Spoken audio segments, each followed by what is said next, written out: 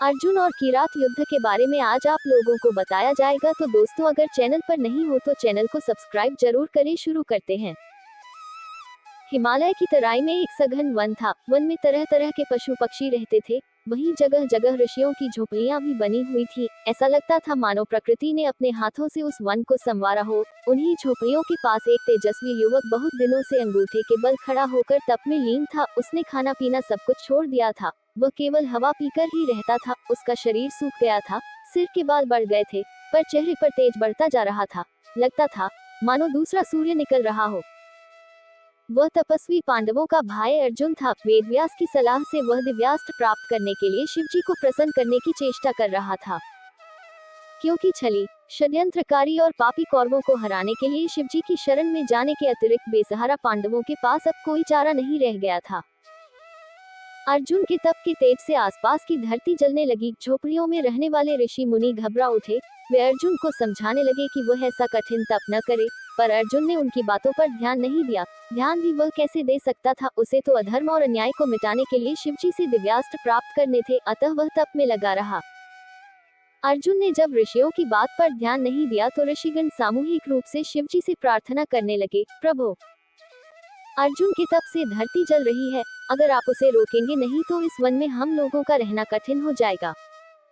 उसी समय आकाशवाणी हुई, ऋषियों, घबराओ नहीं, अर्जुन पूर्वजन्म का देवता है, उसके तप से तुम्हारा अनिष्ट नहीं होगा। वह मुझसे दिव्यास्त्र लेना चाहता है, मैं उसके तप से प्रसन्न हूँ।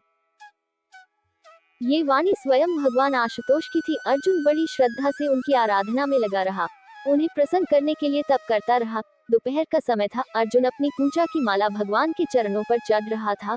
सहसा उसे एक शूकर दिखाई पड़ा, जो कहीं से निकलकर उसी ओर आ रहा था। अर्जुन ने झट अपना धनुष बाण उठाया और धनुष पर बाण चढ़ाकर शूकर पर चला दिया। बाण शूकर की छाती में लगा। वह धरती पर गिरकर कुछ देर तक तड़पकर सदा के लिए सो गया। अर्जुन के बाण के साथ ही साथ शूकर की छाती में एक और भी बाण लगा था। वह बाण एक किरात का था, जो दूर से शूकर का पीछा करता हुआ आ रहा था। शूकर जब धरती पर गिरा, तब अर्जुन और किरात दोनों शूकर के पास जा पहुंचे। अर्जुन ने कहा, शूकर की मृत्यु उसके बाण से हुई है, पर किरात ने उसकी बात का विरोध किया। उसने कहा, नहीं, शूकर की मृत्यु अर्जुन के बाण से नहीं, उसके बाण से हुई है। शूकर की मृत्यु को लेकर अर्जुन और किरात में विवाद होने लगा। दोनों ही एक दूसरे की वीरता को ललकारने लगे। बातों ही बातों में अर्जुन का क्रोध भड़क उठा। वह किरात पर बाण चलाने लगा। अर्जुन ने किरात पर कई बाण चलाए, पर उसके सभी बाण किरात के शरीर से फल की तरह लग लग कर नीचे गिर पड़े। वह विस्मित हो उठा, पर साथ ही और भी अधिक क्रोध हो उठा।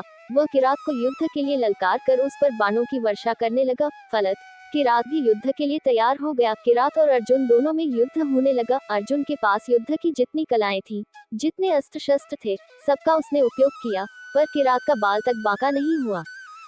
ये पहला अवसर था जब अर्जुन के बाण विफल हुए थे। वह आश्चर्य में डूबकर सोचने लगा, ये किरात कौन है? मेरे बाण क्यों विफल हो गए? कहीं किरात के रूप में भगवान शिव तो नहीं है? अर्जुन की आंखें बंद हो गईं। वह हाथ में धनुष बाण लेकर खड़ा था। वह आंखें बंद करके सोचने लगा, अवश्य किरात के रूप में ये शिवजी ही हैं। मेरे बाण भगवान शंकर को छोड़कर और किसी पर विफल नहीं हो सकते थे।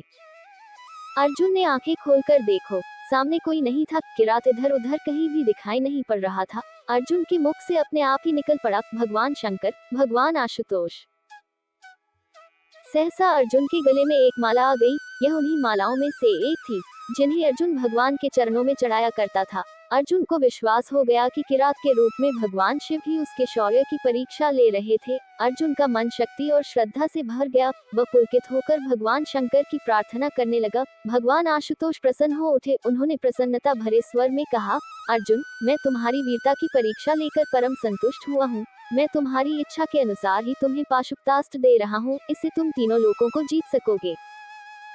अर्जुन को उद्देश्य पूर्ण हुआ। महाभारत के पन्नों से प्रकट है कि अर्जुन ने भगवान शंकर के दिए हुए अस्त्रों से ही महाभारत के युद्ध में विजय प्राप्त की थी। सृष्टि के इतिहास में शौर्य की नैवेद्य से शिवजी को संतुष्ट करने वाला अकेला अर्जुन ही है, अतः उसकी वीरता की कहानी प्रलय की छाती पर भी लिखी रहेगी।